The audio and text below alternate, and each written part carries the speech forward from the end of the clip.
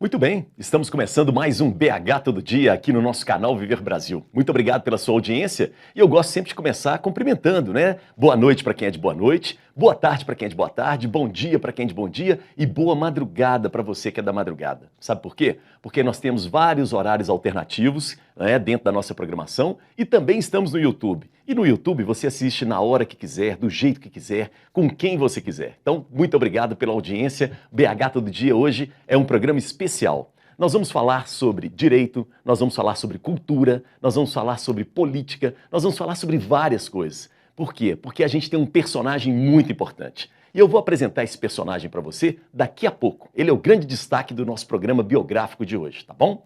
Porque agora, maestro, roda a vinheta.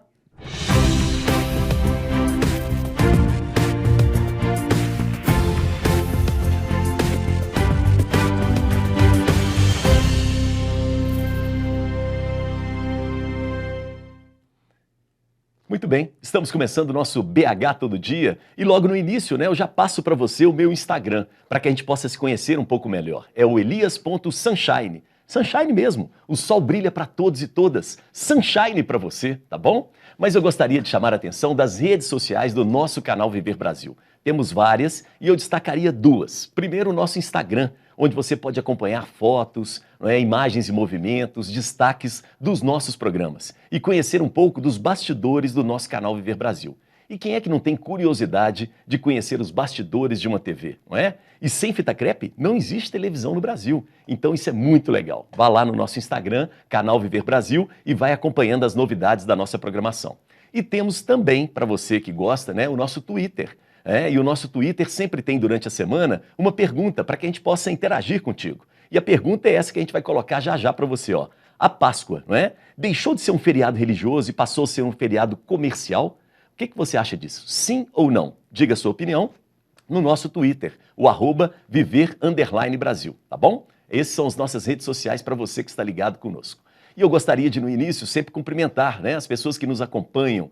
Estamos no YouTube desde novembro do ano passado. Mas a partir do dia 10 de janeiro deste ano de 2022, nós estamos também na NET Claro. E aí eu preciso agradecer a audiência das cidades, né, daqui de Minas Gerais que nos acompanham. Então, muito obrigado, é claro, Belo Horizonte, mas também temos a histórica e simpática Sabará, temos aquela charmosa cidade de Nova Lima, próxima aqui de Belo Horizonte. Um beijo para Betim e Contagem, duas cidades da região metropolitana que movimentam economicamente a vida da nossa região.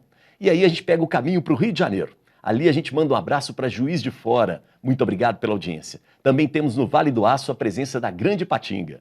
E também Governador Valadares. Agora, não podia ficar de fora, né? O Triângulo Mineiro, duas cidades importantíssimas, não só para o agronegócio de Minas, mas para todo o Brasil. Uberaba e Uberlândia. Então, todos aí que estão ligados e ligadas conosco, muito obrigado pela audiência aqui do nosso canal Viver Brasil. E lembrando sempre, né, que o nosso programa, o BH Todo Dia, é uma revista de Belo Horizonte e de Belo Horizonte para o mundo. Não é? É uma revista que traz cultura, traz comportamento, traz negócios, tudo isso para você. E aí você pode interagir conosco, quem está acompanhando no YouTube, nós temos o nosso chat, ali você diz seu nome, o lugar de onde você nos assiste, mande a sua pergunta, faça a sua sugestão, crítica, fique à vontade. Agora, para compor essa revista, a gente precisa de personagens e personalidades importantes que compõem a nossa BH. Eu começo com o nosso, parceiro aqui, muito bacana, que é, na verdade, o idealizador desse canal Viver Brasil. E também, volta e meia, teve 2 dias aqui que ele apresentou o programa BH Todo Dia, que é uma figura que eu aprendi a gostar muito, admirar, e estamos juntos nessa parceria. Queria agradecer e cumprimentar Gustavo Oliveira. Obrigado, Gustavo. Obrigado a você, doutor Elias. Prazer estar aqui no BH Todo Dia e mais ainda pelo convidado que a gente vai ter para poder compartilhar a vida dele, a história dele, que tanto fez por Belo Horizonte e por Minas Gerais. Muito bom, Gustavo. E aí ele já está dando a dica para você, né? É um programa diferenciado hoje, o nosso BH Todo Dia, mas não deixa de ser a nossa revista. E aí eu tenho o prazer de receber ele, que é advogado, ele que é professor, ele que se especializou-se em administração pública, ele que foi senador, foi secretário, foi vice-governador, governador do estado de Minas Gerais, hoje é ministro do Tribunal de Contas da União. Estou falando dele, o professor, advogado e chamemos como quiser, Antônio Anastasia. Obrigado, Anastasia, pela presença, viu? Muito obrigado, Elias. É um prazer estar aqui com você, com o Gustavo, que eu cumprimento. Uma honra e lhe dou parabéns pelo programa. Um programa que já percebi que é muito animado, muito vivo, extremamente leve e muito importante para discutirmos nessa revista temas da nossa querida Belo Horizonte. Muito bom. Aqui no programa a gente sempre começa perguntando para os nossos convidados a sua relação com Belo Horizonte. Eu não posso deixar de colocar o Gustavo nessa, né? Ele vai ter que entrar nessa também. Gustavo, vou começar contigo, depois nós vamos aprofundar com o nosso convidado. Sua relação com BH, Gustavo? Elias, minha relação com Belo Horizonte é há 43 anos, quando eu nasci. Já morei em alguns lugares. O primeiro ambiente que eu morei foi funcionários, ali na rua Tomé de Souza. Antes a gente tinha morado um pouco na Avenida do Contorno.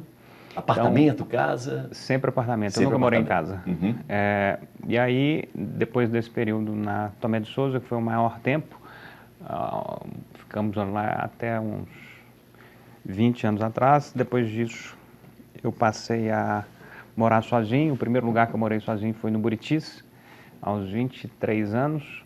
De lá para cá, eu passei um tempo no Vila da Serra, que é Nova Lima. Isso. E no Luxemburgo, que eu adorei morar no Luxemburgo. Eu nunca tinha vivido ali. Eu lembro que na minha infância eu passei um tempo no mesmo local que eu morei há alguns anos atrás, que era numa escola de natação, Pingo d'Água. Isso, ela ficava claro. ali na rua Guaicuí. Uhum. Então, minha relação com Belo Horizonte sempre foi muito intensa. Eu sempre vivi a cidade por completo, os bares, os restaurantes, os ambientes comuns também. Eu sempre gostei de frequentar, de conhecer. Enfim, minha relação com Belo Horizonte ela é de amor, de reconhecimento. Eu acho a cidade uma cidade diferenciada. A população daqui realmente é uma população diferente.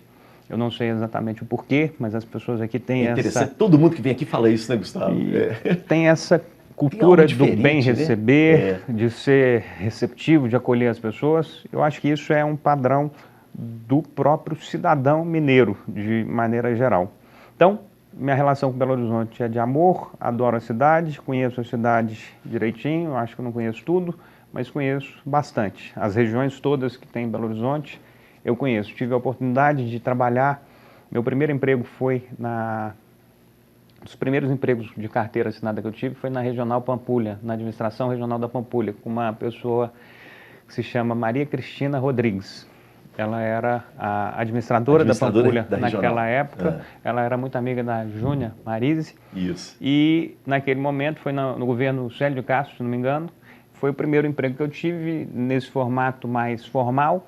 E conheci a Pampulha, obviamente, de maneira muito rica. Eu andava pela Pampulha o tempo inteiro com os assessores que tinham lá para ver o que estava sendo feito pela prefeitura, o que estava sendo demandado pela população.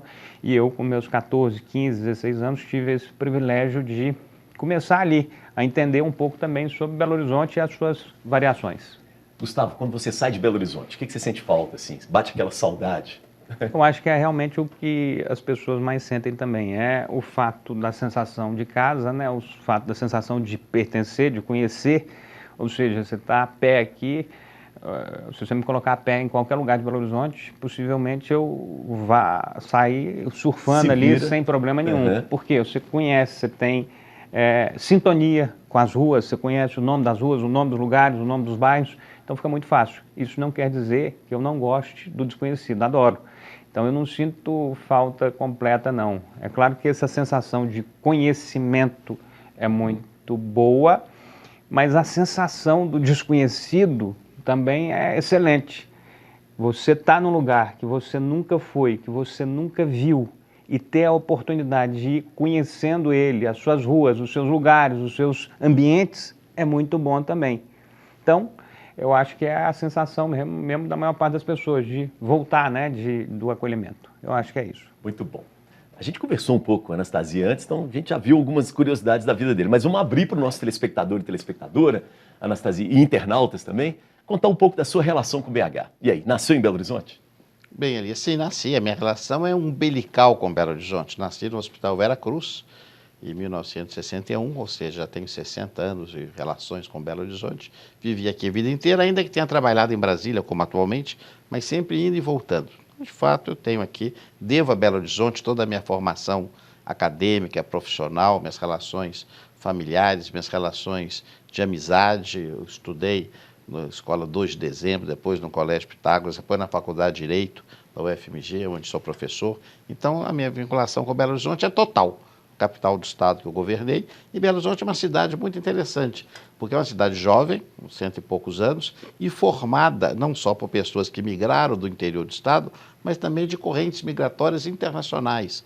Temos uma colônia italiana, que é a minha, expressiva, temos uma colônia de origem sírio-libanesa muito expressiva, Sim. uma colônia israelita também expressiva, e temos então, portanto, uma amálgama de nações, de cultura, que torna a cidade uma cidade extremamente rica, e como o Gustavo falou, esse aspecto peculiar da cidade. E não tão grande quanto São Paulo, tem então um tamanho ainda razoável. É verdade que hoje, ao contar do passado, você vai num restaurante, antigamente, pelo menos na minha geração, Sim. você ia 20, 30 anos atrás no restaurante, conhecia todo mundo. Hoje já não é a mesma coisa, mas de todo modo ainda se manteve esse clima assim mais acolhedor da Sim. capital mineira. E eu que fico muito em Brasília, onde eu também tenho residência, a distinção é abissal.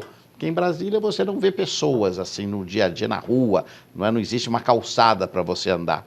E isso, no meu caso, para mim, me choca um pouco. Sim. Tudo é automóvel. Aqui eu moro no hipercentro de Lourdes, então desço, tem padaria, tem restaurante, tem loja de bolo, tem floricultura, Isso. tem pet shop. Então você está ali, convive as pessoas andando, tem comércio. Então é muito diferente. Então eu tenho, de fato, com Belo Horizonte uma relação muito próxima. Eu gosto muito de viajar pelo mundo afora, já visitei muitos países, mas a sensação de volta à casa e à cidade é muito boa. Vamos voltar na infância, né? Fala um pouco da sua infância, da família, onde é que vocês moraram, que lugares te marcaram na infância em Belo Horizonte? Nós moramos praticamente a minha infância toda no bairro Anchieta. Sim. Houve um caso até muito peculiar, o meu avô, pai de meu pai, que era o italiano, resolveu, em certa época, com 11 filhos, congregar toda a família para morar juntos. O que é uma ideia que podia parecer positiva, mas uma família italiana um pouco belicosa, evidentemente. Tivemos aí desdobramentos muito interessantes. Ótimo. Então, a boa parte da família morava juntos. Na rua de Lombraga, num prédio antigo, que isso é da década de 60, eu já tinha poucos anos de idade, e lá morei muitos anos, até quando saí de lá, e fui morar depois de Santo Agostinho e agora moro em Lourdes. Mas lá com os 11 irmãos? Pois é. Não, lá é o seguinte, moraram os filhos homens. As filhas mulheres com seus maridos conseguiram uma certa alforria, uma certa Que liberdade. ótimo isso. Fora uma delas, a filha mais nova, minha tia Eda, que morava. Então, lá morava meu avô, os 4 filhos homens, que eram 7 filhas mulheres, minhas tias e meus tios. Então as mulheres moraram em um local diferente? Moravam nas suas casas de origem, ainda que tivesse um outro prédio delas, que foram vendendo os apartamentos ao longo do tempo. Então meu avô teve essa vontade, porque meu avô era um estilo, era um italiano muito empreendedor, um homem que veio no navio praticamente sem nada. Ele veio com 12 anos, né? Veio com 12 anos para o Brasil. Que loucura. E fez naquela época uma grande fortuna e de fato trabalhando sem nenhuma formação acadêmica, mas um homem muito culto. O meu convívio com ele morreu, eu tinha 20 e poucos anos, tinha um bom convívio, porque eu morava num apartamento em cima do dele. E ele era uma pessoa que gostava muito de história, ele também influenciou nisso. Mas o que acontece? Ele era um homem autoritário. Ele gostava... É uma outra geração. É outra geração, né? Se beijava a mão, então você dizia que isso aqui é azul, Pronto. Ainda que fosse preto ou branco. Então é o estilo característico daquelas chefes de família italianos. Exatamente. E ele queria, então, congregar ali a família. Então, foi uma coisa de uma época. Mas tudo isso é positivo, né? Éramos muitos primos e sempre vivendo ali entre amores e ódios. Como todas as famílias, né? Como todas as famílias. Não tem jeito. Mas foi, de fato, uma coisa singular. Mas depois, eu, durante a infância e adolescência, eu praticava hipismo, que é uma coisa que me marcou muito. A hípica em Contagem, naquele tempo era a Sociedade Hípica. Contagem era praticamente... Não era longe, mas naquele tempo era mais longe que hoje, né? A gente seguia pela Via da Amazonas, eu pratiquei hipismo muitos anos. Chama Sociedade Hípica de Belo Horizonte. Em Contagem. Eu já fiz também lá. Olha só, hein? Fiquei lá muitos anos, mas depois tive de largar, quebrei a perna 2 vezes. Quando entrei para a faculdade já não tinha mais condições, porque não havia tempo hábil para aquilo. Então é isso. Então é uma cidade que eu tenho relação e gosto muito da história de Belo Horizonte, de conhecer os locais. É uma cidade e que depois, ao exercer os cargos na administração pública do Estado, eu sempre tive um olhar especial para a capital, porque a capital, especialmente a região metropolitana, é de onde se irradia, evidentemente, as políticas mais importantes. E Belo Horizonte tem uma vocação para o turismo de negócios, para sediar o nosso turismo histórico. Minas Gerais tem o maior patrimônio histórico do Brasil. Mais da metade do patrimônio histórico do Brasil está no nosso estado. E a porta de entrada é a capital. Tanto que durante esses últimos anos, no governo, depois no Senado, eu me tornei um ardoroso defensor do hub do aeroporto de Confins, inclusive enfrentando discussões com pessoas que ainda defendiam o aeroporto da Pampulha, porque percebendo que o aeroporto de Confins é o grande hub, a grande âncora do desenvolvimento do Estado, já que nós não temos porto marítimo, temos que ter um grande aeroporto. Mas tudo isso tem um propósito, que é o desenvolvimento. E tudo isso por quê? Porque eu tenho amor à cidade e amor ao Estado, evidentemente, que aqui é a capital, de onde se irradiam todas as determinações para que o Estado funcione bem. Vamos falar um pouco da questão da educação, não é? E das escolas onde você estudou, e a sua mãe era professora, não é? Então vamos falar um pouco disso. E os filhos são professores, a gente descobriu isso aqui, não é? Sim. Os 3 professores da UFMG, né, Gustavo? Os 3 irmãos e a mãe. É verdade. E minha avó também era professora. A família da minha mãe tem um traço acadêmico. A família de meu pai um traço empresarial e a família de minha mãe um traço acadêmico. Minhas irmãs são professoras, minha mãe foi professora de matemática, minha avó estudou na famosa Escola de Aperfeiçoamento do Estudo de Educação, aluna de Helena Tipoff, isso na década de 20, não é? Foi diretora de grupo escolar, diretora de escola estadual, dirigiu o Instituto dos Alunos Cegos, no Instituto São Rafael. São Rafael, perfeito. E eu me lembro bem, minha avó morreu também, eu tinha 20 e poucos anos, convivi muito com ela, mãe de minha mãe, e ela sempre tinha aquela impressão muito favorável do esforço das pessoas com deficiência visual, porque naquele tempo, hoje a tecnologia ajuda, mas imagina isso há 80 anos atrás, e do empenho que eles tinham. Minha avó transmitiu muito essa sensibilidade. E então nós todos gostamos, eu gosto. Se alguém me perguntar qual que é a sua profissão, eu não falo que eu sou advogado, eu falo que eu sou professor, porque eu gosto de dar aula, gosto de dar palestra, gosto de falar, minhas irmãs também, e eu tenho também primos que são professores, então há uma veia acadêmica muito permanente e latente. Eu tenho muito orgulho de ser professor da Universidade Federal, onde dei aula há muitos anos, dei aula na Faculdade de Milton Campos também, não é? E gosto de dar aula. Pois não, Gustavo, não, pode ficar à só vontade. fazer um registro, Claro. Na hora que a gente vai vendo o professor, o ministro, o amigo Anastasia falando sobre essa formação dele, da família, a gente vai entendendo de fato por que saiu uma figura tão qualificada como essa. Então não é à toa, a pessoa tem uma origem, tem uma base. Você foi se estabelecendo a partir do que a parte da sua família, tanto de mãe quanto de pai, foi te entregando. A parte do desenvolvimento econômico via a parte paterna e a parte acadêmica via a materna. Então eu só queria registrar porque realmente eu sou um dos fãs aí que o Anastasia tem, por tudo que ele fez por Minas Gerais e a forma como ele conduziu e conduz a vida dele de maneira geral. Então, acredito que realmente é um personagem muito valioso para a gente estar começando essas edições biográficas aqui no BH Todo Dia. Então, considere-se você um sortudo por estar iniciando esse programa com uma pessoa como é o Antônio Augusto Júnior Anastasia. Isso, e agradecer o canal Viver Brasil. Isso é importantíssimo. Esse lugar aí a gente tem que preservar. E aí é muito interessante, não é? Porque a gente começa a entender também a fala, né, o discurso do Anastasia. Por que ele é tão didático ao explicar as coisas? Né? Vem da origem do professor, da professora, né? Isso é importante, né? A gente pode até não concordar, né, Anastasia? Mas a gente entende a lógica da construção da sua narrativa na fala. Outra coisa que eu defendo muito, que decorre do magistério, eu defendo muito a síntese. A questão da pessoa muito prolixa, eu ocupei vários cargos, a pessoa chegar, comentar, despachar, quando começava a falar demais, eu já me arrepiava, porque ou ela explica com rapidez, de modo cirúrgico, o problema e a solução, ou então ela se derrama de maneira completamente inconveniente. Então, a questão sintética da exposição, ser preciso na linguagem, é muito importante. É porque o falar, enrolar muito, está escondendo alguma coisa também, não é? Então é interessante você estar colocando. Agora, vamos voltar para o UFMG. Eu queria que você voltasse um pouco no tempo, assim, a UFMG hoje é uma, mas a UFMG, por exemplo, da sua época, anos 80, era bem diferente, né? O que era aquela UFMG ali? Na realidade, primeiro, a Faculdade de Direito sempre teve uma relação com a universidade um pouco distanciada. Por Sim. que motivo? A Faculdade de Direito não pertencia ao campus. Quando eu entrei na Faculdade de Direito, havia o ciclo básico. Né? 6 meses na Fafiche, no prédio antigo da Fafiche, na Carangola. E era para quem fazia direito, o direito era considerado naquele tempo, mais do que hoje, um curso, digamos, conservador. Sim, sim. As pessoas tinham uma mentalidade assim, não vou dizer conservadora, mas uma mentalidade não tão revolucionária quanto os alunos de sociologia, de filosofia, de história. Então havia aquela... O ambiente era interessante, eu participei disso. Isso, aquele ambiente muito efervescente. Isso. Então foram 6 meses ali. Mas nós todos, alunos de Direito, querendo ir para a Faculdade de Direito, porque sabíamos que era diferente. Então a faculdade sempre foi um pouco assim, a látere, né, da universidade, já que nunca frequentamos o campus.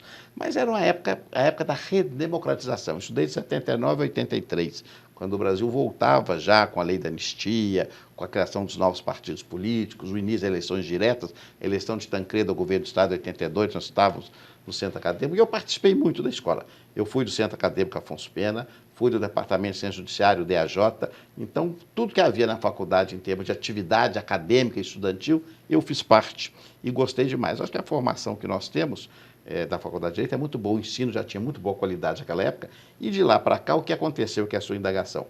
A universidade se abriu muito para o mundo. É claro que os meios de educação, os meios tecnológicos permitiram, a universidade se sofisticou no sentido positivo da palavra, ela se internacionalizou, ela foi se aperfeiçoando, e hoje a UFMG é uma universidade padrão internacional. E a Faculdade de Direito também tem os seus méritos, com um curso de altíssima qualificação, reconhecido como um dos melhores do Brasil na área do direito, com sua pós-graduação e com os alunos de graduação também de muito boa qualidade. Quando eu dei aula depois, eu me formei em 83 e comecei a dar aula, fiz o mestrado imediatamente, e comecei a dar aula lá em 96, 94, 95, por aí. E depois me ausentei, fui para Brasília. Isso. Quando eu voltei, no início dos anos 2000, eu notei uma grande diferença. Por quê? Naquele momento, depois da redemocratização, etc., o direito, que não era tão disputado quando eu fiz o vestibular, é um dado objetivo, tornou-se, naquela época, nos anos 2000, no início, o curso mais disputado. Isso mesmo. Então, nós tínhamos ali vamos dizer assim, um capital humano muito talentoso. E eu fiquei muito impressionado, porque eu observava nos meus alunos pessoas do mais alto gabarito, muitos dos quais eu levei para trabalhar comigo depois do governo, e estão aí em posições de muito destaque. Então, isso eu observei. Houve vamos dizer assim, um incremento do nível dos alunos na busca pelo direito, que é muito positivo, porque o direito é fundamental para a democracia, para as políticas públicas, para a inserção social, para a redução das desigualdades.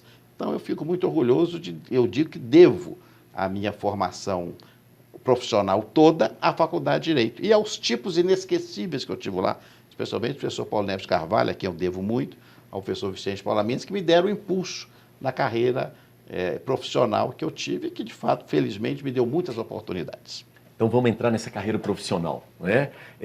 Você se torna professor, não é? E aí aparece um convite para participar do governo Hélio Garcia. Não é? Verdade. Como é que foi isso? Você ficou um pouco assustado com isso? Como é que aconteceu isso na sua vida? Na realidade, você ainda dá um passo atrás. Isso. Porque logo que eu me formei, eu fui trabalhar na Fundação João Pinheiro, do Governo do Estado, e também na fundação da universidade, que é a Fundep, é uma fundação técnica. Isso, até que hoje apoia a importante, universidade, né? Muito importante.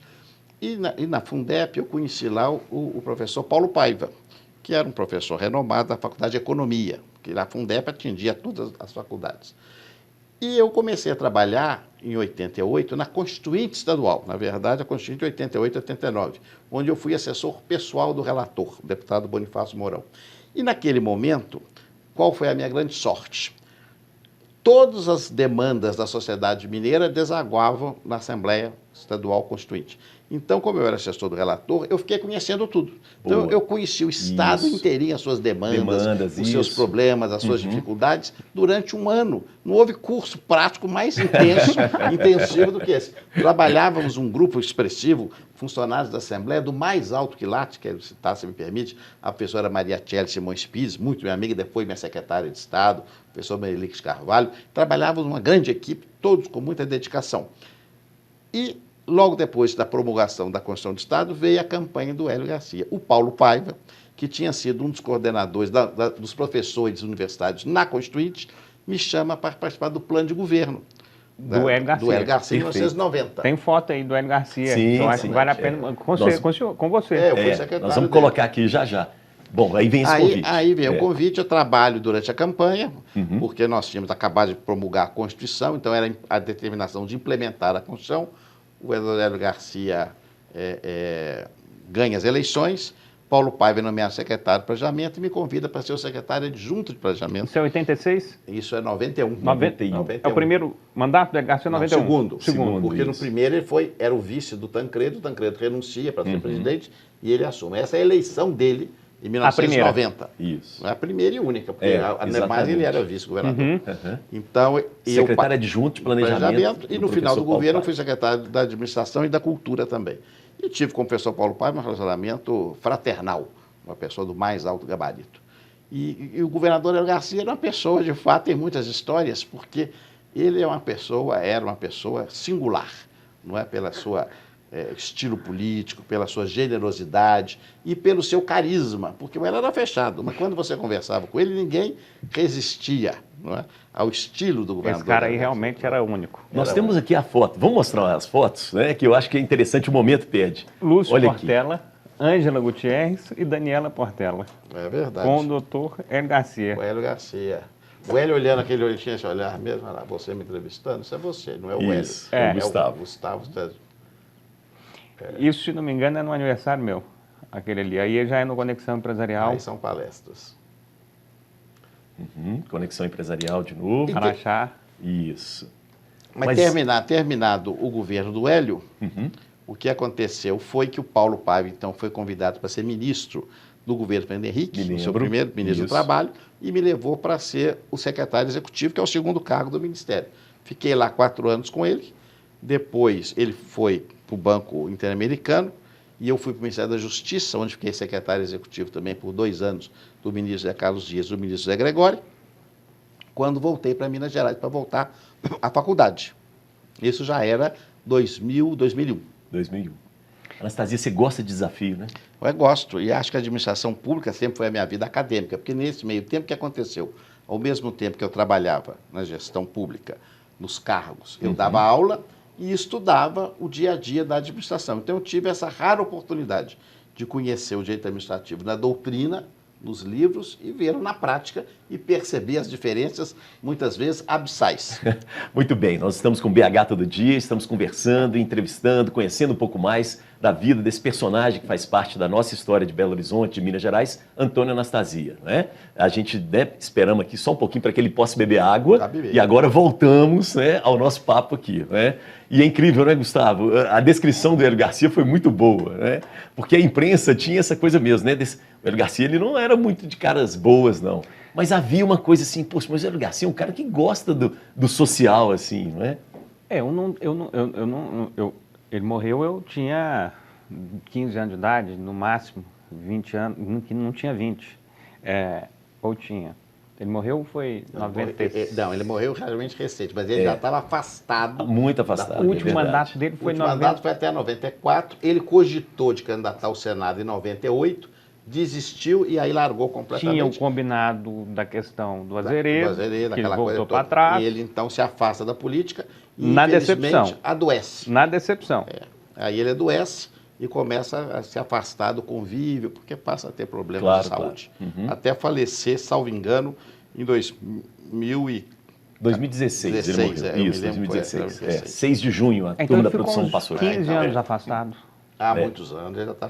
E eu era governador de Minas e o visitei na casa dele, junto com Paulo Paiva, na Rua Paracatu. Ele me recebeu, eu tenho a foto, ele sentado, uma cadeira, ele sentava assim, mas já se percebia que ele já não tinha 100%, digamos assim, das faculdades. Mas ele lembrava de mim perfeitamente, falou, me deu conselho, aquele jeito dele, muito paternal no sentido positivo. Ele gostava de acolher, me chamava de menino. Quando eu era secretário dele, ele me chamava de menino. Eu era muito jovem. O menino, o menino. Isso. Ele falava assim, o menino sabe muito. E sabe mesmo. Isso, o Valfrido que gosta de contar esse episódio.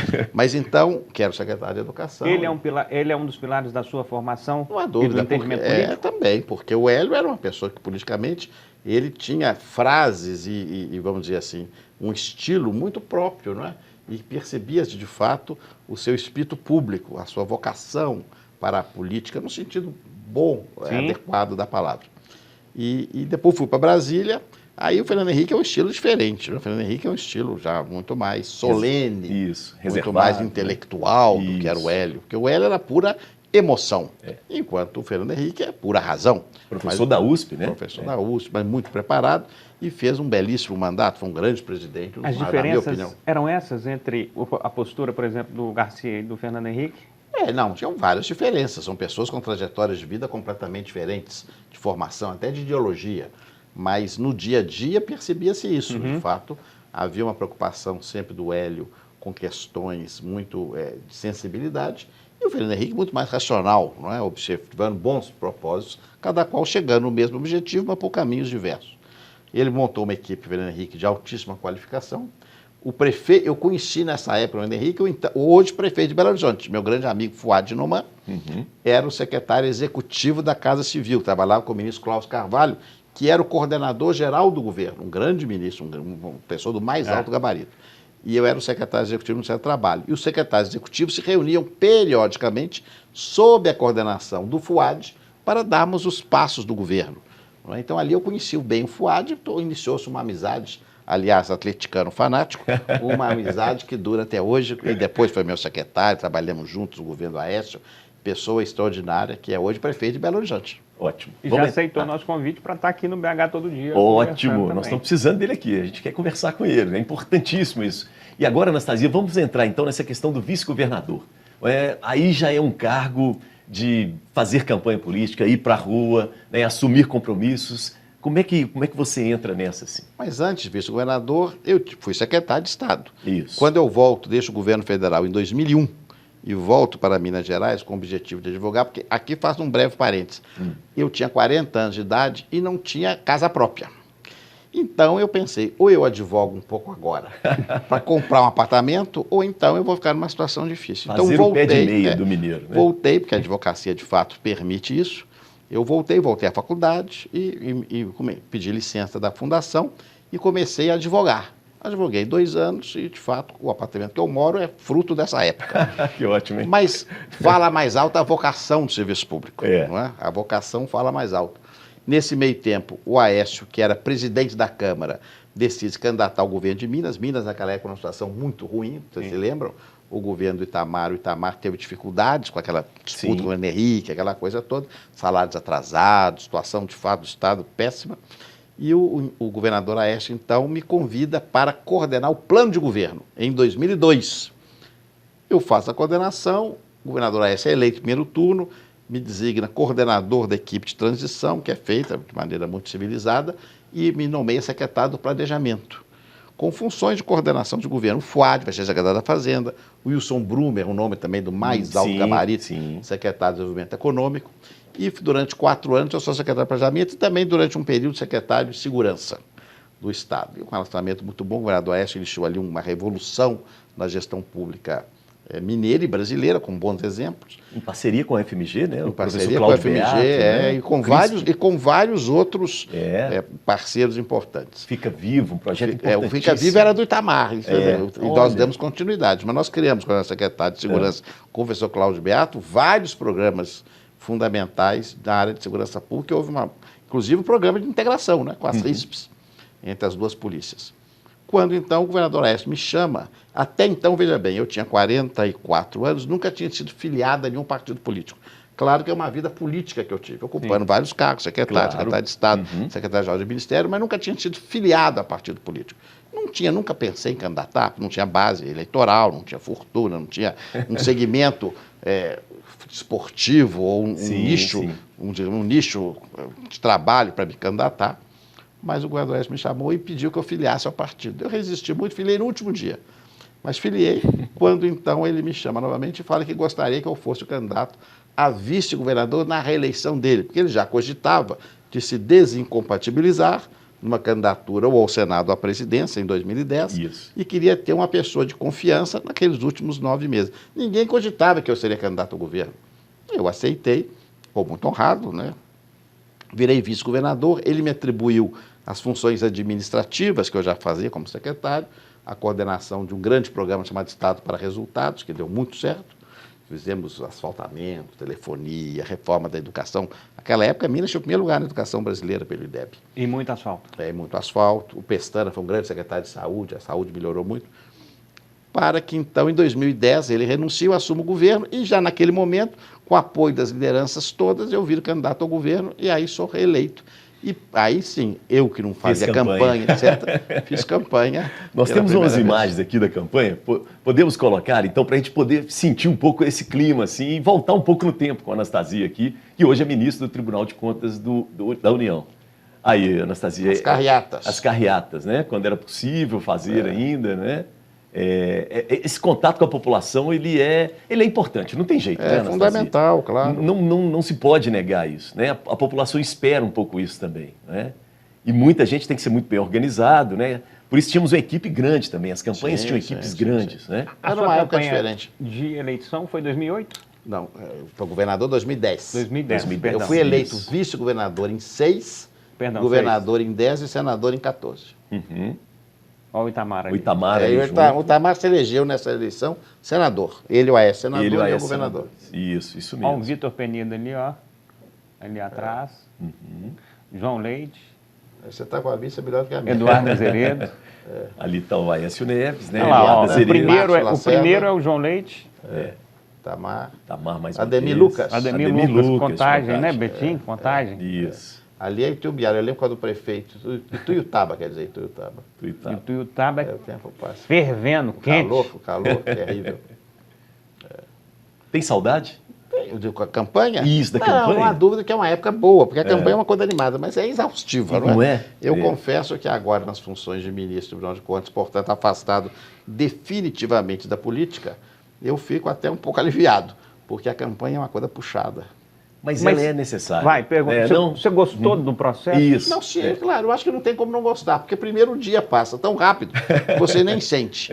E depois você tem um relacionamento com as pessoas. Conhece o Estado mais, conhece o Estado. Eu tive campanha vitoriosa e campanha que eu perdi, como foi em 18. Mas faz parte? Faz parte, mas toda campanha é interessante, não é? Agora, de fato, o tempo mudou muito. A última campanha já foi uma campanha muito vinculada com redes sociais, que não havia antigamente. E essa vai ser mais ainda. Mas não há dúvida que eu tenho boas recordações, bons causos e bons episódios no período de campanha. Lembra algum deles, assim? Um que me marcou muito, que eu conto até, é um pouco pitoresco, nós estávamos carreados numa cidade, aproximou-se uma pessoa do carro, queria agradecer aos senhores, eu sou prisioneiro, acabei de sair da cadeia, a cadeia melhorou muito na sua gestão. Que ótimo. E nós fizemos uma reforma grande do sistema penitenciário. E ele agradeceu que a cadeia tinha melhorado, que ele já tinha cumprido a sua pena. Então, como esse episódio, tiveram muitos, né? Muitos episódios. Muito bom. Mas é uma época divertida. Vamos aproveitar o seguinte, vamos dar um tempo agora, a gente vai para o nosso primeiro intervalo, daqui a pouco a gente volta, já entrando na questão do Senado, a importância do Senado também, e do Tribunal de Contas da União, com a presença aqui de Antônia Anastasia, tá bom? Intervalo, a gente volta em instantes. Valeu!